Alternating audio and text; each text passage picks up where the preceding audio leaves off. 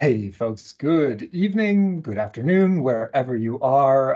If you're in the UK already, good night. It's quite late there, so thanks very much to our panelists for joining us, and thanks to all of our attendees for coming out today. My name is Logan Bright with School Finder Scholarships Canada. I will be playing moderator today, your host, with our panelists from three UK universities, Bangor, Birmingham, and Exeter. We'll introduce our panelists in just a second and learn a little bit about their schools and take some questions, of course. So please do use the chat. You'll have access to that. Fire your questions in whenever you have them. We'll take them up at the end. Otherwise, we're looking to have a fairly conversational sort of discussion here, a panel discussion. So yeah, please do keep your questions coming. We would love to hear from you. Otherwise, that's maybe enough about me for now, and we can get started. So we'll start with Bangor University, and I'll introduce Dr. d.weston and Mai Jones from Bangor, and they will tell you a little bit about their school. So take it away. Thanks very much, Logan. I'll just quickly share my slides. I don't want to do it prematurely. Hopefully you can all see that. So thanks for coming this evening.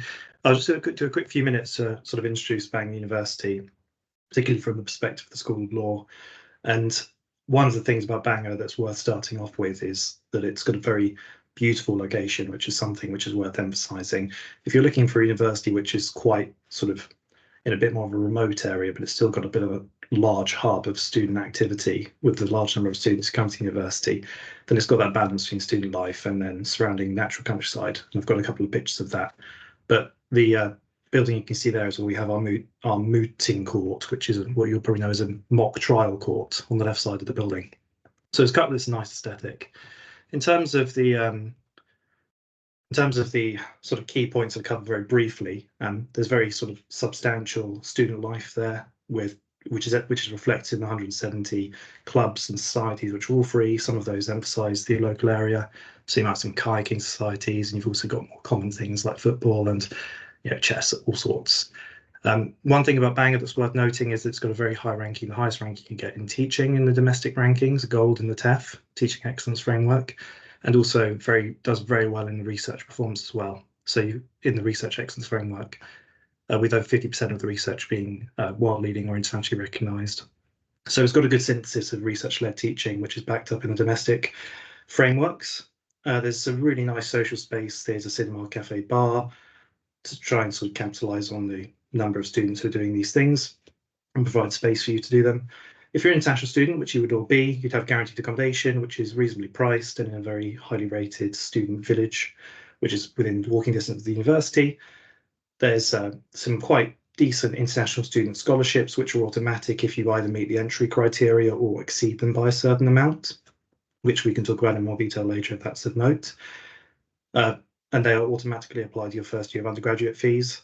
One thing about Bangor is you can do quite a lot of joint interdisciplinary degrees. There's a lot of support for that. So law with like a minor, you might think of it as law with politics, law with sociology, law with history, something like that.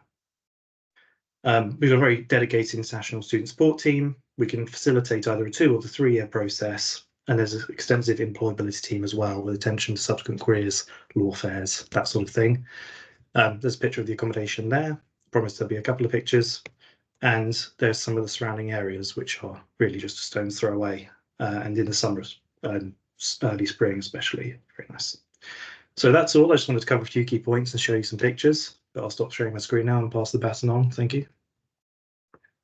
Appreciate that. Thanks so much. And so that was just a quick intro to Bangor. We'll learn much more about them in the coming hour, of course.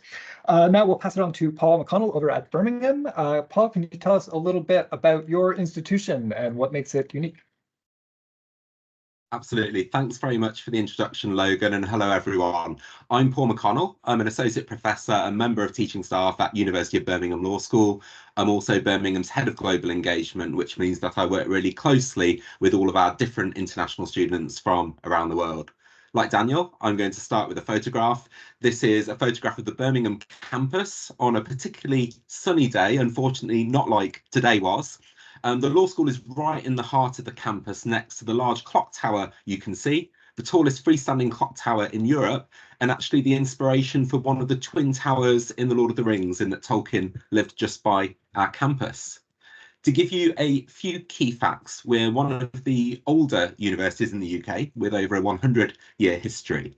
And to highlight three things which we know are attractive to Canadian students. First of all, our reputation and ranking. We're amongst the top 100 universities and law schools in the world.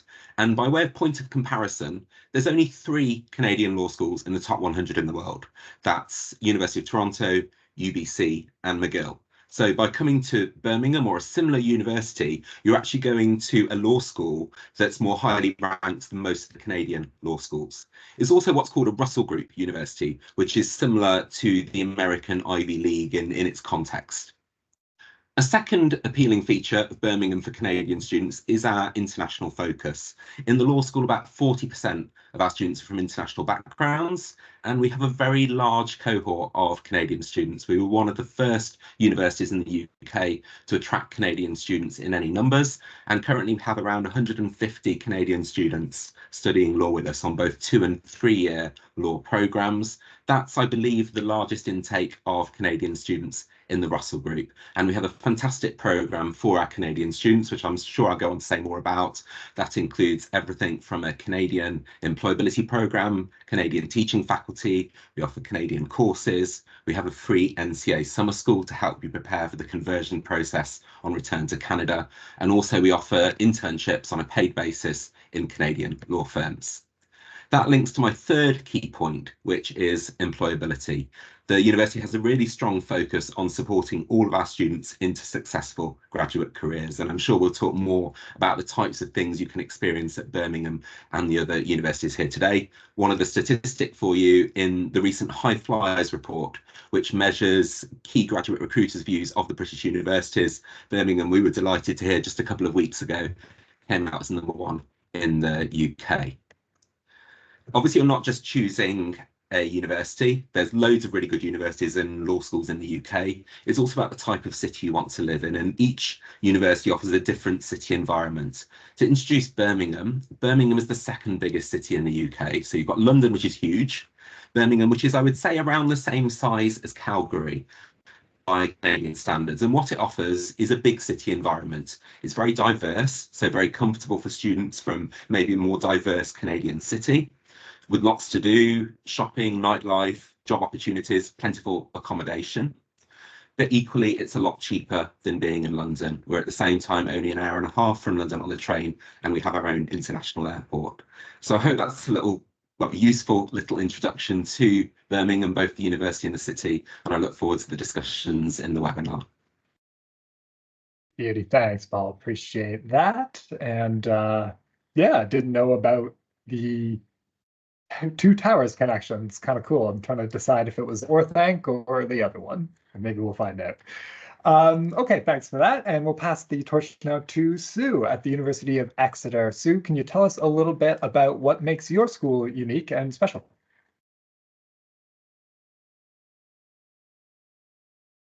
And you are muted, so we'll need you to unmute if you could. Yeah. Hi, Thanks. sorry, just waiting for my presentation to load. So I'm having, it's not desperately happy about doing it again, having done it once. So just give me a second.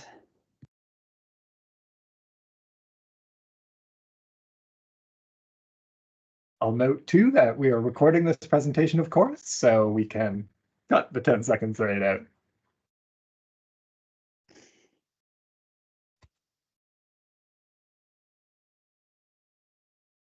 I'm just waiting for that to come through. I think it's on its way now.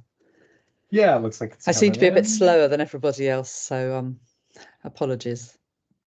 So All I just good, want to say something about studying law at the University of Exeter. This is a picture of our campus.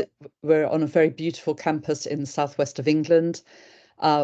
Very high quality university. As has already been said, we are also part of the Russell Group, which is the sort of top tier, the Ivy League of universities in the UK. In terms of studying in the UK, it's the historical foundation for the common law, and most of the UK, if you come over and study law, then you'll be looking at studying in a university which has a reputation for legal studies. And we at Exeter have very much a strong reputation for internationally. We're 100 years old this academic year. You don't have to do an LSAT if you come and study with us. We offer you preparation for coming back to Canada. We focus on human rights and international law, and also got a strong reputation for pro bono. We have an award-winning law clinic, so you're able to get involved in offering legal advice. Also, if you come over to where we are in the UK, we're very close to lots of beaches. So as well as studying law, you get the chance to travel to meet other international students. We offer 3 programs in law: the straight LLB 3-year program that you do from high school, the graduate LLB 2-year program, and a French 4-year program where you study law in English law and in French law.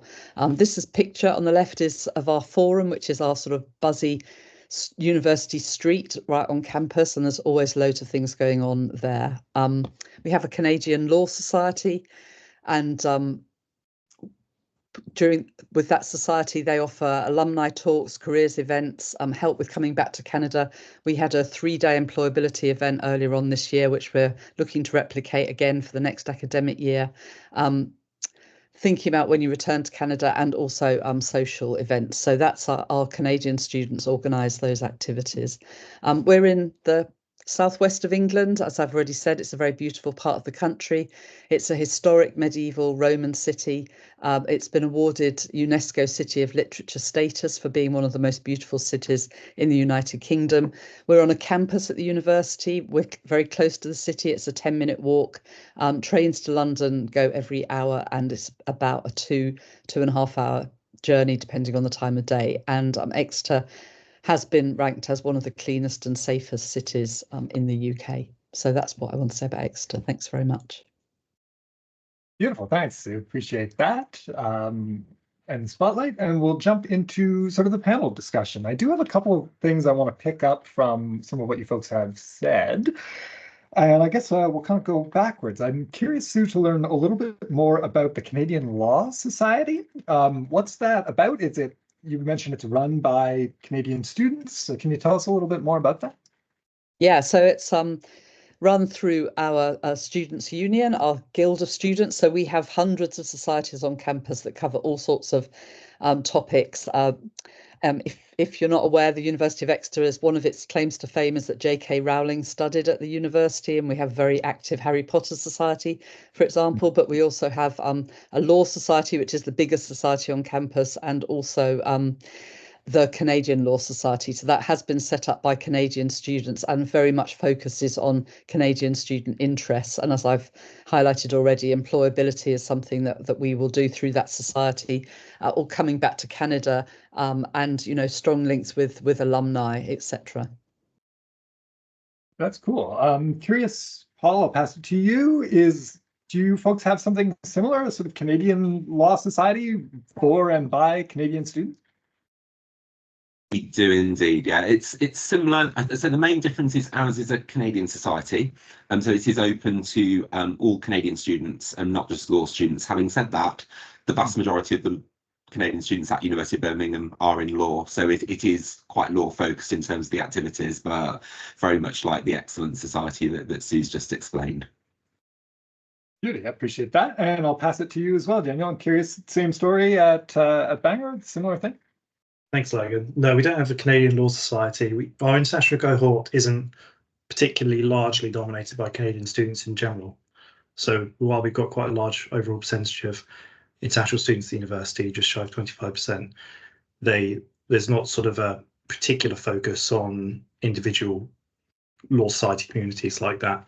One of the things that's worth mentioning, which I probably should have mentioned, and in the future will add to my slide though, Sue, is that the law clinic is something that we offer as well, and this can be studied alongside the modules that you would take. So you could take it for credit, which I imagine is very similar to how we do it at Exeter as well. But yeah, I think it's fair to say that if you had in mind sort of coming to a UK university that had a pre-established Canadian community specifically, then Bangor probably would not be the optimum choice of the 3 you have here.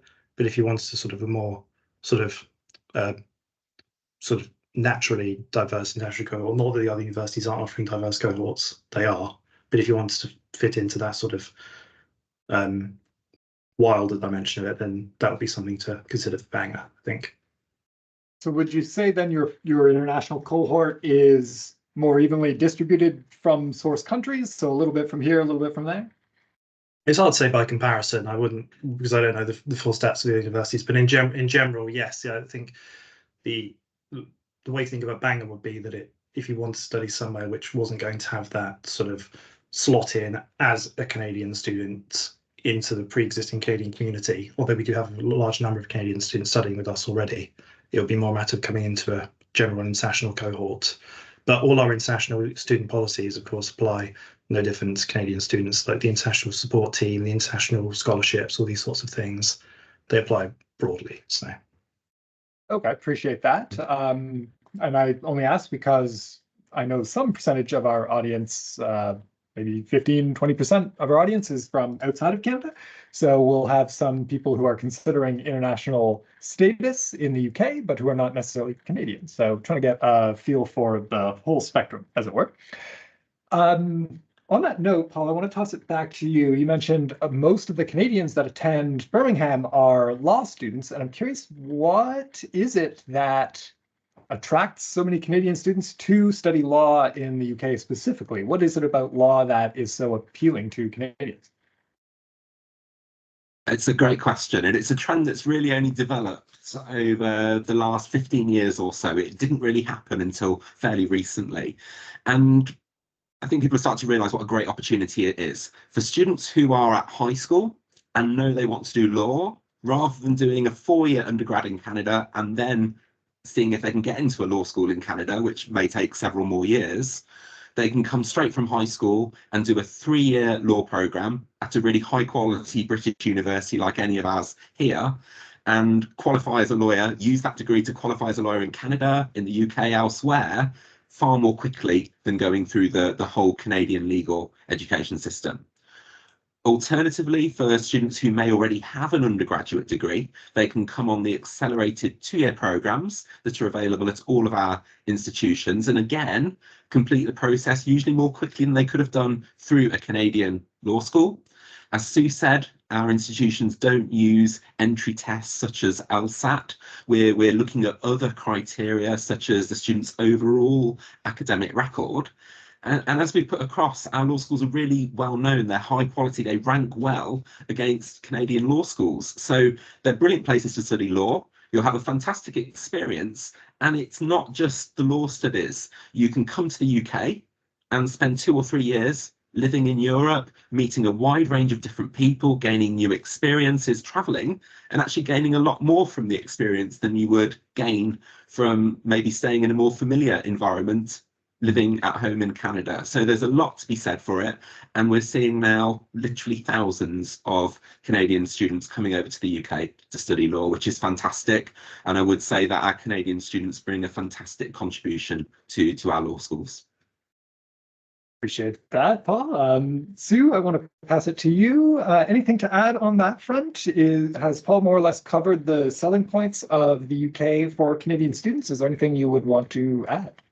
Yeah, Paul said a lot about the studying of law in the UK. I just add to it that, as Paul said, that there's been a lot of interest from Canadian students, more than a decade's worth, and that we have quite a number of students who have returned to Canada and are working in prestigious law firms back in Toronto, in Vancouver, across Canada, who have studied at universities like all of ours, and are enjoying their career as a lawyer now back in Canada. And that means that the reputation of studying law in the UK is something that those students have taken back with them, and have forged a path for the students who are online today in terms of future careers for them. So we've got quite sophisticated relationships with our alumni who are working in law firms in Canada.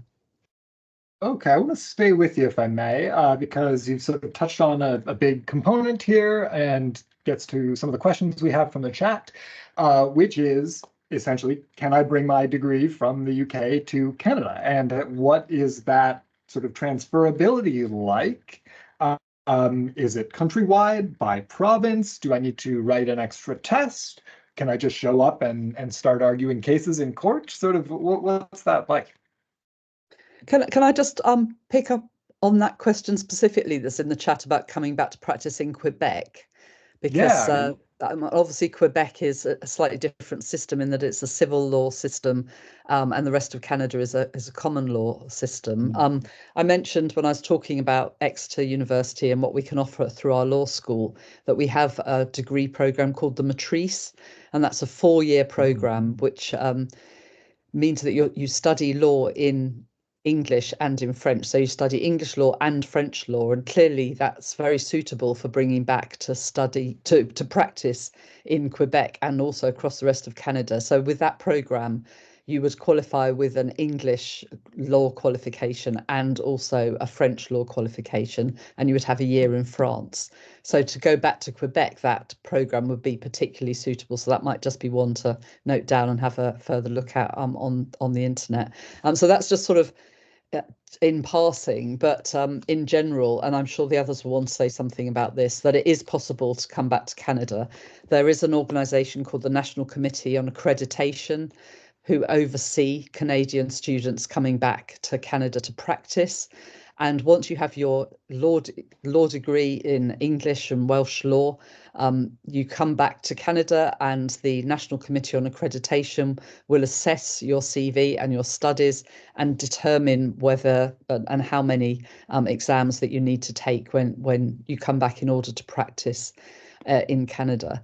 And that could be between 5 and 7 exams, depending on the length of your studies in England and Wales, and the topics that you have to take those exams on that they will decide. However, the thing I would say, so that sounds a bit like, oh, there's another step, but as Paul said, you actually are studying law for a much shorter time when you come over to the UK. So doing those exams when you come back isn't quite as, off-putting as it might initially seem. And I suppose the thing I would say is, that we've all talked about our degrees. We offer very high quality degree programs. When you do those conversion exams, they're open book and they have a 50% pass rate. Once you've hit that pass rate, you can't do any better than to pass the exam. So it really, compared to what you're going to be doing, studying your degree program over 2 or 3 years, those exams aren't as daunting as they might initially sound.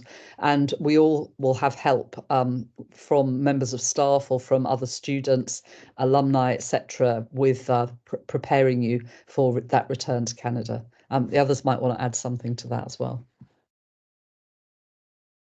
Yeah, thanks, Sue. Daniel, anything to add to that?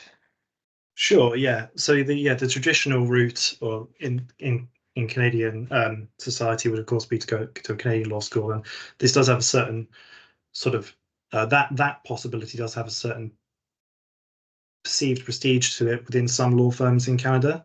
That increasingly it's much more common and accepted to acknowledge the as the others have mentioned, the literally faster and equally as effective route of qualifying by doing a 3-year LLB in the UK and then qualifying through your exams by that and then articling straight away. So there's an increasingly popular way of doing it against the really traditional way of doing it in the Canadian system.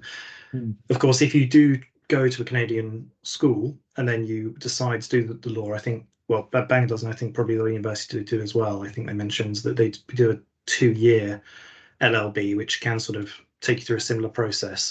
That obviously loses a bit of the efficiency, because if you come straight from high school to do the 3-year UK LLB, then you go home and you get to skip your if you manage to skip all 7 of them, all the better, but skip at least 5 of the exams that you would do and then go straight into articling after that.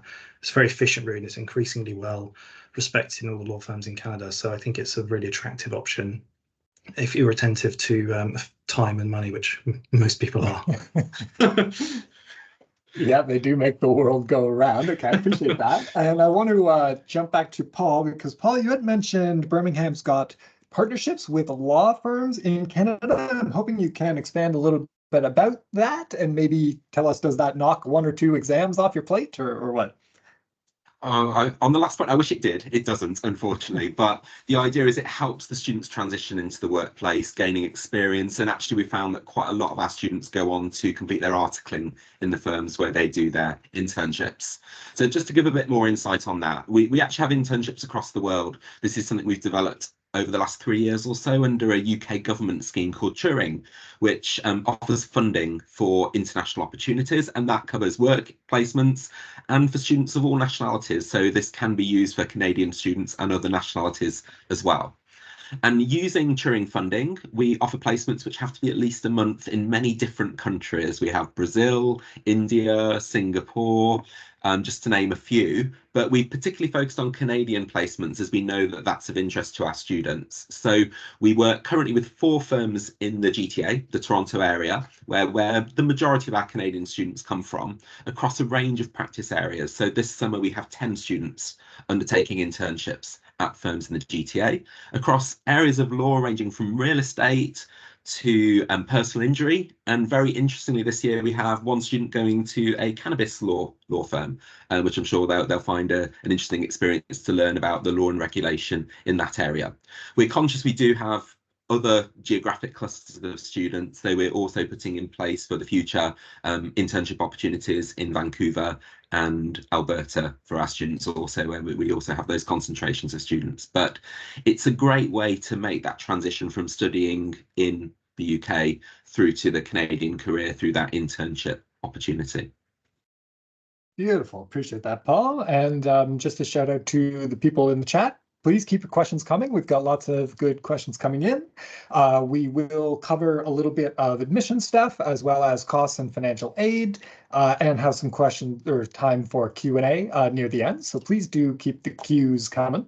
I do want to now pivot a little bit to admissions. And Karen, you mentioned this is sort of your area of expertise, so I'll pass it to you. Can you tell us a little bit about getting a good application going as a Canadian student, and maybe specifically tell us a bit more about direct entry and what is that like, because that is of interest to a lot of our sort of high school crowd. Absolutely. So Canadian students, certainly for Bangor, can apply through UCAS, and that would be the same, I'm sure, for Paul and Sue, you know, applying through UCAS directly from high school. And many of the high schools that I visited in Canada, the counsellors there will support the students with their UCAS application. So they're coming in through the General University application portal. That it's fairly automated, so the students are supported in their application. They can apply for up to 5 UK universities. They'll be submitting a personal statement, and then they'll be guided through the documents they need to upload. Certainly within Bangor as well, we have a direct entry portal as well. So they would set up their own account and upload the documents, so their transcripts, their certificates, passports, personal references and personal statements, things like that. And I know that sometimes students become quite concerned about what they should put in their personal statement, you know, and to apply for law, it's important for them to be able to present to us, you know, why they want to apply for law, what interests them in moving forwards in a career in the legal sector. So where they see themselves going after studying law. Is that enough information on applying? There's loads to say on applying to a university. Yeah, I mean, that's a good overview, I think. I do have a couple of specific questions, and I'm sure our audience will as well. One point I do want to pick up, though, is do you think it's important, how important is it for students to have sort of law adjacent experience, or, you know, they're coming straight out of high school in most cases, they're not going to have volunteered at a law firm in most cases. Is that going to be a strike against them? Is it important to have sort of demonstrated interest in the field when you apply? I think think, as you say, coming straight out of high school, it would be really unlikely to have any legal experience. It is very compelling, though, that if somebody is interested in going into law or whatever subject area they're going into, that they have sought out an opportunity to have a flavour of what that means and to reflect that when they write their university application. You know, that's a very compelling thing to see. I'm sure as an academic that these students have sought out some sort of experience, or even recognized that they have relevant experience and they're able to express that when they apply to study law. I mean, that makes sense to me. Can you talk at all about prerequisite courses, sort of high school type stuff that students should maybe do? I mean, we talked about two different sorts of entry points as well. So certainly coming out of high school, we'll be looking at English language. Also numeracy, I think, is important, you know, to a degree, but we will look more at quite general applications, or certainly in Bangor we will. The LLB, the 2-year fast track, is slightly different. We would be looking predominantly perhaps at students in Canada who might have studied something like criminology, social policy, those sorts of areas predominantly. But again, I mean, certainly in Bangor, we're quite flexible because we know that those students will have done a 4-year undergraduate degree. So you know, I think it really is about the students. If they feel that they have a very sciencey background, or maybe not such a relevant background, sometimes I do advise students to address the elephant in the room. You know, I've been pursuing chemistry and stumbled across a situation where law came into my world for whatever reason, and this is why I'm now passionate to pursue law. I always come up with crazy scenarios, forgive me. Can I just come in there and say something about that? I think if you're interested in law, you know, law is in everything that we do. Law regulates pretty much everything. And increasingly so with the dawn of AI and technology, we can see that we're confronted with ethical dilemmas all the time. So I don't think that it's necessarily the case that there are certain modules that are more suitable for law than others, because of the fact that everything that you do will be relevant in terms of your future studies, and the direction that you want to take later down the line might be informed by interests that you had before you started your law studies, which, you know, you keep in touch with. So medical law, you know, for example, just one thing that springs to mind, there's all sorts of areas of law that feed into other areas. And Karen just mentioned chemistry. I mean, we don't have it at the moment, but we used to have a chemistry and law degree, which was absolutely suitable for sort of intellectual property studies in the future. And so I think, you know, pretty much anything that you've studied before will be relevant. And just to add, and maybe just to pick up on some of the questions in the chat, that it is possible, and obviously this is very different from Canada and the rest of North America, to study law as an undergraduate in the UK, and that students in the UK come straight from high school to study law. So please don't feel that this is something that's a bit, you know, a bit strange. It isn't, in terms of what we're here to talk about. One of the reasons that we are talking to you about studying law straight from school is because that is what our students tend to do in the UK anyway. So happy to sort of take any more questions on that, but it is very common. Yeah, appreciate that, Sue. Thank you. Paul, anything to add to that sort of prereqs, personal background, sort of history stuff? Yeah, I think some great advice has been given there by Karen and Sue. I suppose just one thing to add is, as well as the personal statement and background aspect, each university will be looking for different grades as well, and those grades will vary from institution to institution. So to give you some idea of what we look for at Birmingham, which is fairly typical for Russell Group University, for a high school entrant, we're looking at an 85% average across the 6 best higher subjects.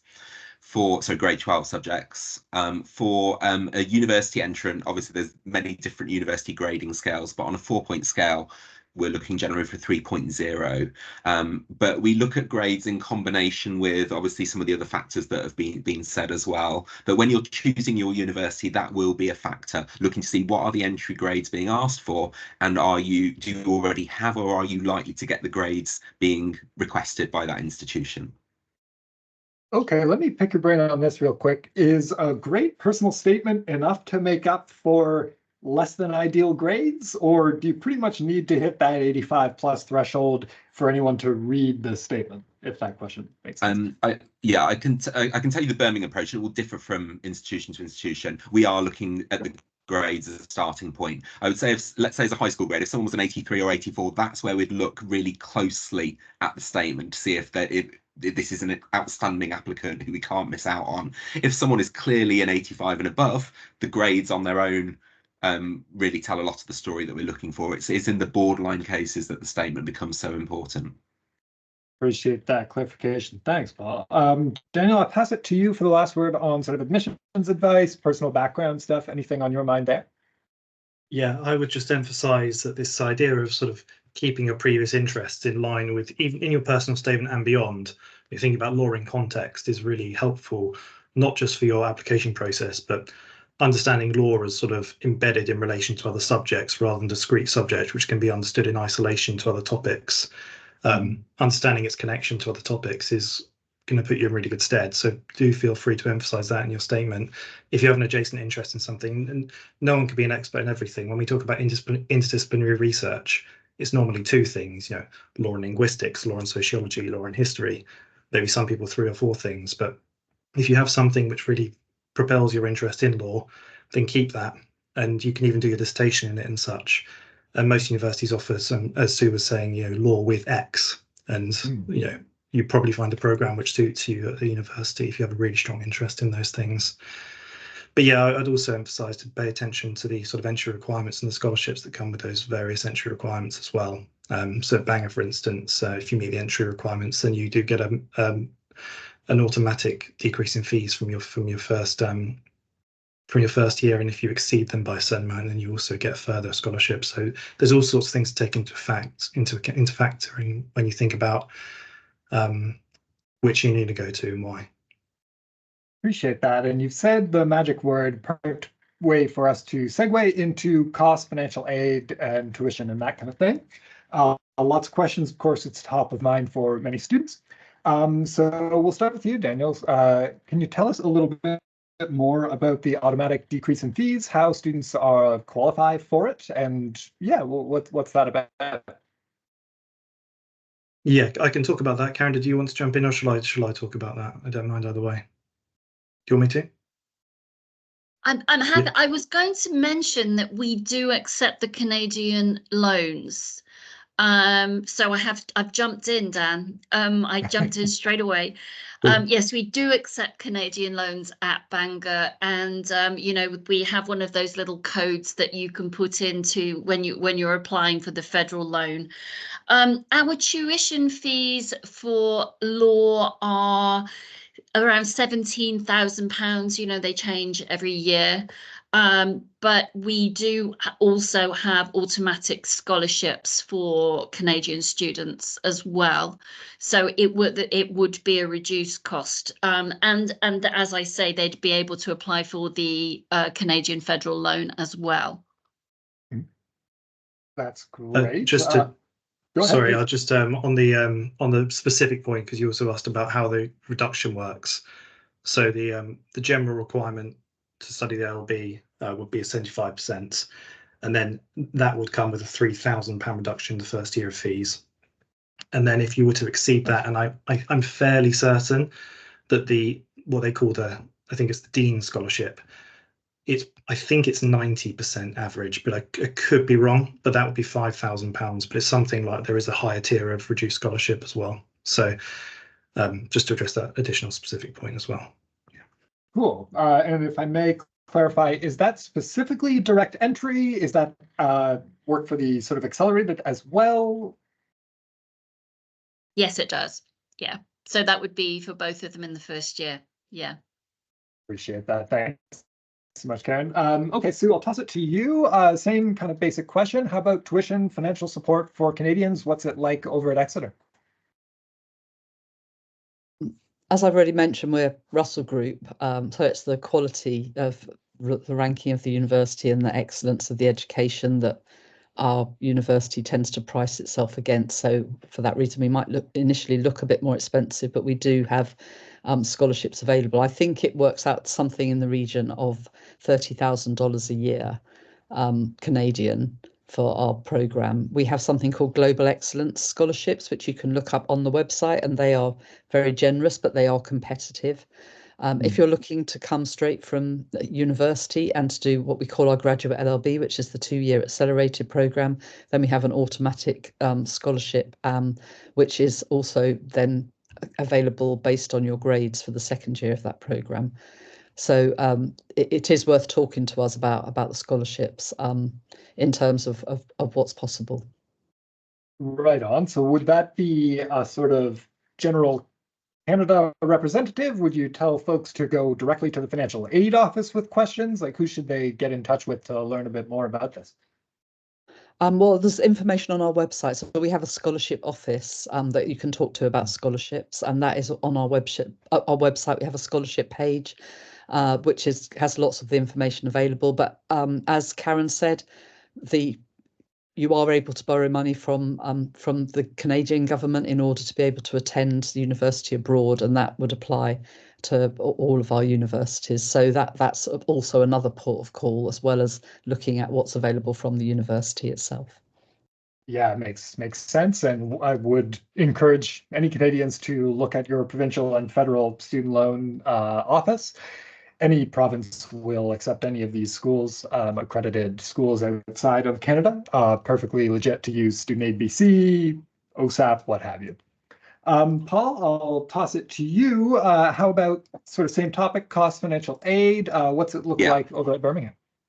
Yeah, I'll try and pick out a few differences and give a bit of advice. So much is the same as what we already heard. Again, as a Russell Group school, the fees are higher and are around the kind of level that Sue was saying at Birmingham, approximately the same actually. Likewise, students are eligible for the Canadian federal loans. Also, we have a good range of scholarships available, just as the other schools do. A couple of points of advice on that. For Birmingham, we have a scholarship finder on our website, so you can put in which program you're interested in and your nationality, and it will tell you which scholarships you're eligible for. The key couple of tips I'd give on scholarships is you need to start researching and applying early. So certainly so far as Birmingham's concerned, our scholarships are all competitive based on academic performance, and the deadline for applying for a scholarship for 2024 start has already passed. So if you are thinking of coming, let's say in 2025, you would need to be well ahead of your intended start date, several months ahead of that, applying for scholarships and putting a really strong effort into the scholarship application. I would say the statement for the scholarship application, from my perspective, certainly at Birmingham, is more important than the main application statement. We have a lot of places on our law programme, we have a limited number of scholarships, and what's key is that the scholarship statement is really well written. Those are the ones that stand out and get the scholarship. We find a lot of students recycle their general application statements in a scholarship application, but we're looking for something different and extra for when it comes for a scholarship application. So the tips I would say are research scholarships early, particularly in your choice of institution, looking at what the fees are, the scholarships, thinking about affordability, and then take the time to tailor an application.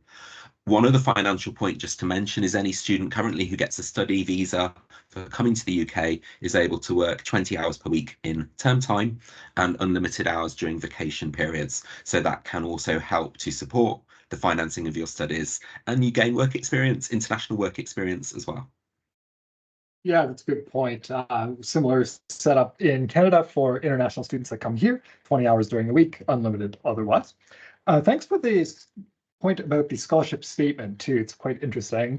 I want to do a quick round robin on just following up on cost financial aid before we get into the Q&A more properly. So Karen, any other words from you? Cost financial aid, tuition, financial support, that kind of stuff? Anything on your mind? I guess the other area is cost of living, which I hear is a hot topic in Canada as well. Sure is.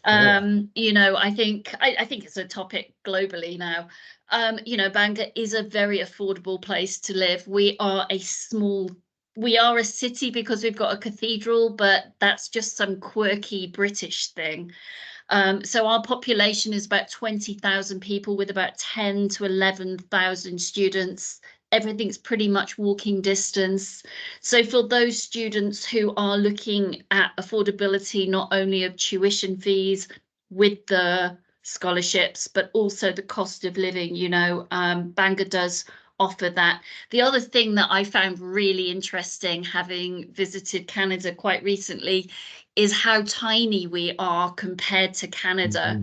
You know, and how striking that is for Canadian students. When I say we're about 3 hours from London by direct train, I know that by Canadian standards, that's virtually a suburb. But we're not, obviously. But yeah, those are probably the points I would raise. Cost of living in different locations. We're talking about now, you know, Paul mentioned, you know, how much cheaper Birmingham is than London. Everywhere's cheaper than London, and there's nobody here from London. And again, size, getting around, I think is something to bear in mind too. Thanks. Appreciate that.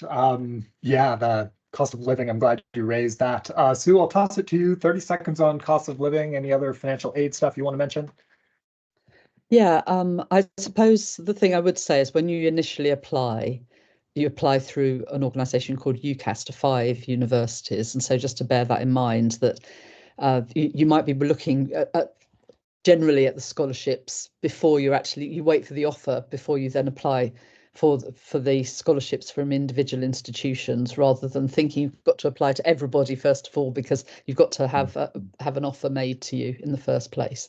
And then you can also have a look at the institutions that offer automatic scholarships as part of that.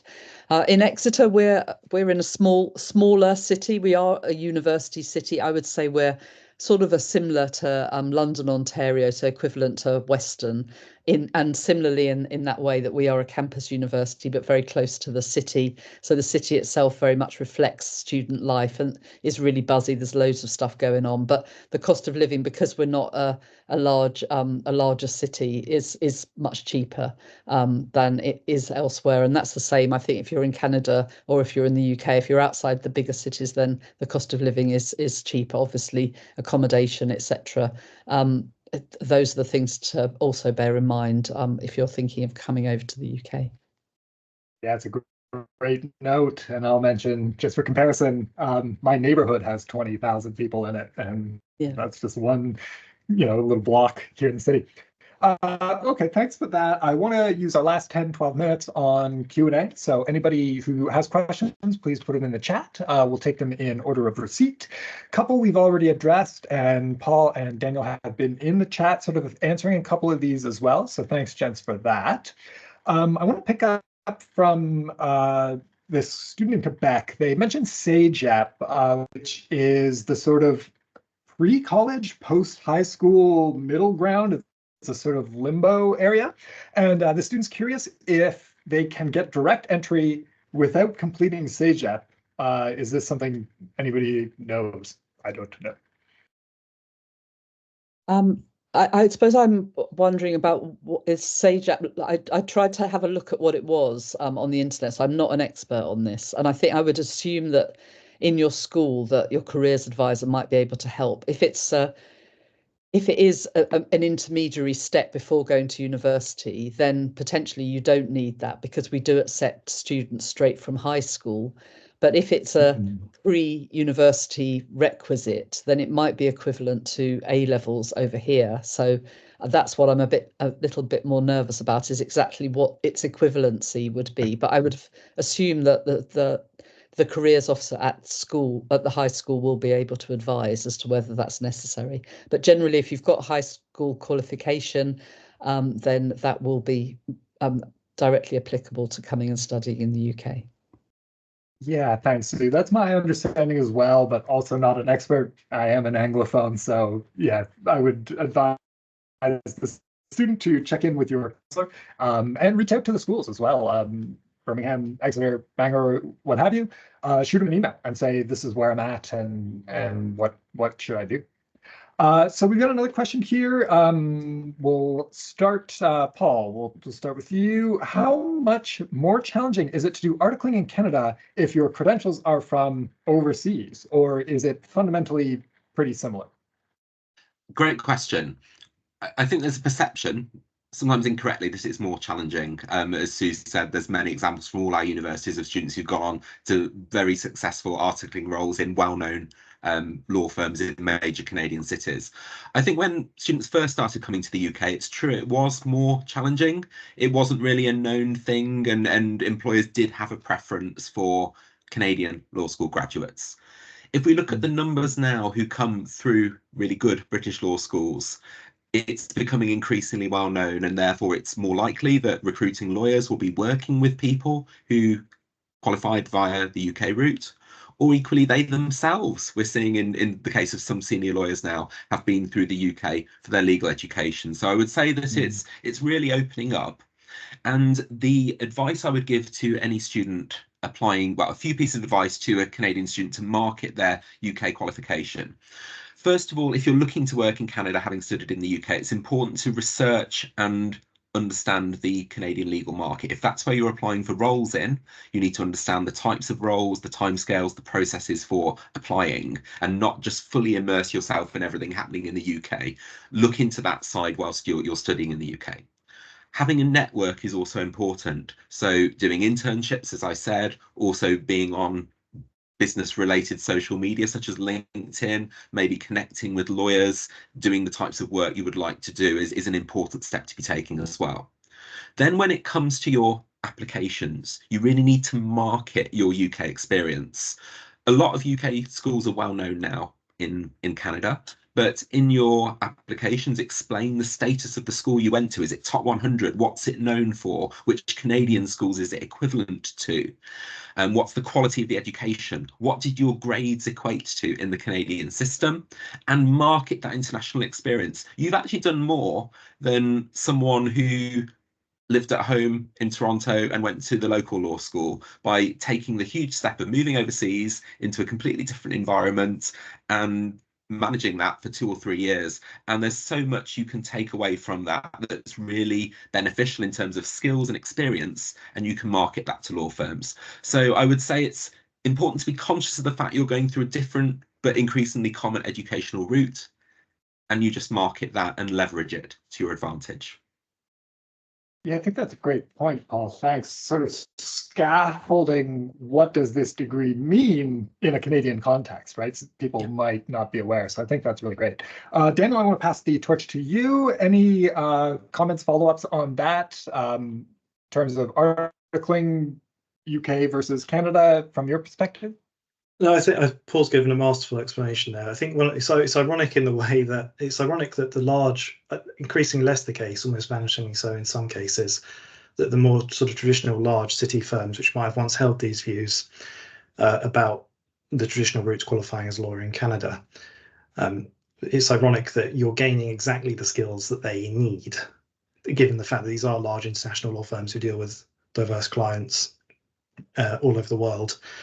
That's experience you need to build on, and it's worth emphasising. Of course, lots of other students will be doing the same process as you, so you'll be a small point within your larger selling point. But I'll definitely make that clear that, especially if you go, which all 3 universities here are, and it's quite common in the UK generally, especially if you go to quite an international university in terms of the student body, and you've just basic interaction with other students in that respect on your group projects, especially if you're doing things like mooting, mock trials, that is, the law clinic. You're doing what they want you to do. So I would emphasize that. I personally, I don't think it's worth being worried about the traditional perspective of prestige anymore. it's decreasing and will continue to decrease. Appreciate that. Sue, any words from you on this? Yeah, I mean, I completely agree with what Daniel's saying. We've been recruiting Canadian students for quite a while now, and increasingly more and more of our alums are back in Canada. In fact, when I was over in Toronto a month or so ago, one of our alums who works in a law firm in Bay Street was saying that he was in a meeting and happened to say, somebody said, "Oh, where did you practice law?" And he said, "University of Exeter in the UK." And they said, "Oh, is the Timepiece nightclub still going?" And they knew the city and they knew exactly where it was. And actually it was, they were, stopped the whole meeting to talk about where he'd been studying law. And I think increasingly now it's so much more common that you will go into a firm where they will know the universities in the UK, they will know the quality, because they will have people working in that firm who have previously studied at one of our universities. Right, so it sounds like word is getting out, as it were, right?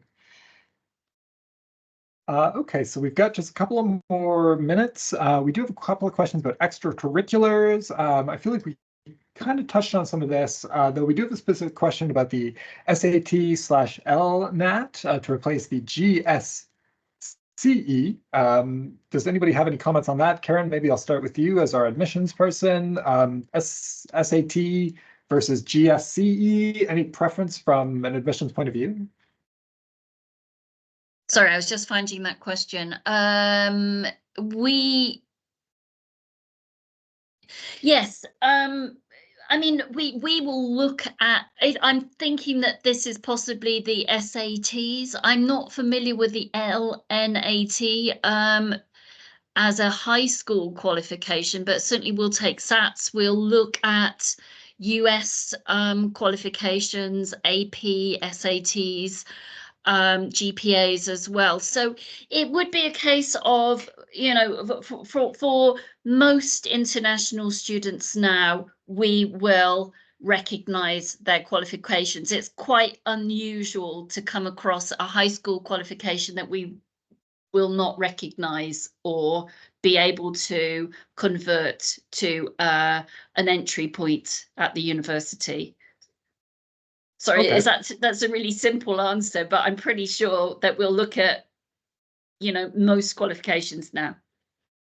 Yeah, I mean, that makes sense to me. Hopefully that answers our student's question. I want to piggyback to the next question. I'll stay with you, Karen. Is there any advantage to taking a standardized curriculum? The student has highlighted IB, the International Baccalaureate. Does getting that kind of degree versus a standard public school diploma help at all in terms of admissions, or is it just sort of a nice to have? Do people even notice? Well, yeah, again, sort of going back to what I said, IB is quite standard within certain international high schools anyway. I can't really comment on if it's noticeable in a student's performance when they're studying law on entry to a university. Perhaps one of our esteemed academics can comment on that. I would be surprised, however, because, whatever you're studying at high school has taken you through a certain route. But, when you're entering into a university, studying in a consistent way with your peers, you're on a standard playing field, I would feel. But, that's what I would say.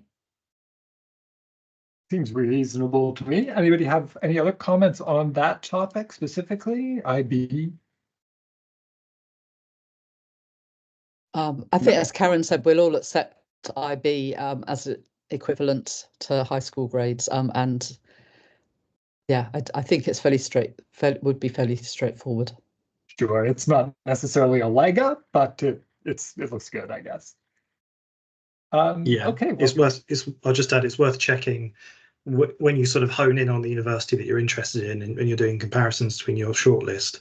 It's worth looking in detail at the minute differences they might have between different territories and different types of qualifications, because there can be small differences, but basically all the qualifications you can obtain will be recognised in some way or the other. So it's quite detailed. It's necessarily quite detailed for the university to translate those, but they will. Fair enough. Yeah, it's a big decision, so lots of research is warranted, mandated in fact. So we are at time. I'm conscious that it's now midnight in the UK, and so I do want to thank our panelists, Daniel, Karen, Sue, and Paul. We'll do one more kind of 30-second round robin. Any parting words, advice, encouragement for our Canadian and international audience? Daniel, we'll start with you. No, I would probably emphasize the theme that came up earlier, which is that I mean, particularly if you want to come to Bangor, then and this I'm sure true for all universities, but we really welcome interdisciplinary work. So if you have an area of interest in law, but you like the social element of law that's attached to it, or some political element of law that's attached to it, then we can facilitate that not just through module selections, but by sort of tailored dissertation supervision, various emphasizing mock trials in certain ways, these sorts of things. So yeah, don't leave behind your other academic interests, synthesize them with the study of law, I would say. Love that. Thanks, Daniel. Karen, how about yourself? We'll stay on the Bangor train. Yeah, I was actually going to mention how interesting we are. Exeter, Birmingham, and Bangor, we're very different locations. And, I can imagine that the students who've been kind enough to join us today, looking at those contrasting environments and what they're looking for, because as Paul mentioned before, when they're competing, applying for jobs, they can sit and say, I jumped on a plane by myself and flew halfway around the world to study. I think as a point for their character, that means a great deal. But it's also a place, that decision, which place has attracted you? Is it a big city of Birmingham? Is it the mountains and sea of Bangor? Is it the lovely environment of Exeter? So they're very different locations, and that's part of that student experience as well. Got very passionate then for midnight. Hey, now's the time. Appreciate that. Sue, we'll jump to you. Sort of 30 seconds, advice, parting words for our audience. Yeah, I want to thank everybody for being on the call tonight or this afternoon, and for listening to us. And I hope that we've stirred some interest in you in studying abroad. I think studying abroad is absolutely one of the best things you can do in terms of just your own journey through life and where it's going to take you. And we've talked a lot about returning to Canada to work, but that isn't the only option. That if you come and study at university like one of ours, you can really practice law anywhere in the world, and you can take it anywhere and do anything with it. And I would just urge you to follow your dreams and do what you think is something that you want to do, because when you're studying, you have those opportunities that sometimes you don't have later on in life. Love that. So true. Painfully true. Thanks, Sue, for that. Paul, we'll pass the last word to you. Parting advice? I think many of the inspirational words have been said already by my fabulous co-panelists. But just to maybe finish with a statistic, which I think is encouraging in terms of studying law in the UK. In terms of worldwide preferences for law, 27% of commercial transactions worldwide are concluded using English law, and the next closest competitor to that is New York law at 20%. So if you've got an English law degree, as we've already heard, it's a fabulous foundation for a legal career in Canada, the UK, many other countries as well. In addition, there's a whole range of other careers and opportunities that can stem from a law degree. So I'd really encourage you to do your research, look at everything from the different programs, the universities, your options all around the world. And hopefully you'll find for many of you that law in the UK is a good option.